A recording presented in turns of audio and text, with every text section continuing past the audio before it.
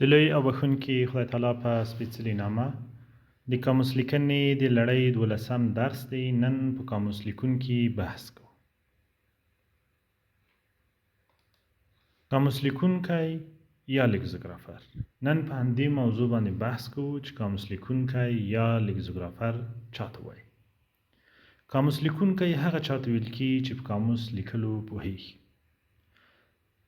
د چې قاموس لیکونکی به کومې وړتیا لري په خپل ځای ور باندې بحث کوو. خو هغه څوک چې په قاموس باندې پوهیږي، د قاموس په لیکلو پوهیږي، قاموس لیکي، د هغې دنده قاموس لیکنه وي، دې ته قاموس لیکونکی وایي. قاموس لیکونکی د قاموس ایډیټر هم وي، یعنی هغه څوک چې قاموس لیکي او د هغې ایډیټ کوي، دې ته قاموس لیکونکی وایي. یعنی په قاموس لیکونکو کې د قاموس لیکوال او ایډیټر دواړه راځي. څوک چې قاموس لیکي او څوک چې ایډیټ وي، د دواړو ته قاموس لیکونکی وایي. څوک چې قاموس لیکي هغه به خپلې وړتیاوې لري، خپل ظرفیت به لري. په خپل ځای باندې بحث ور باندې کوو.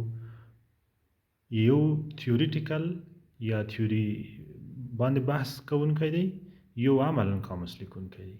خو څوک چې د لغاتو یو کتاب جوړوي، په لغتونو پوهیږي، هغه قاموس ته عملاً داخلوي، د هغې په جوړښت باندې، د هغې په موادو باندې، د هغې په راټولونه باندې او د هغې په لیکلو پوهیږي، دې ته قاموس لیکونکی وایي.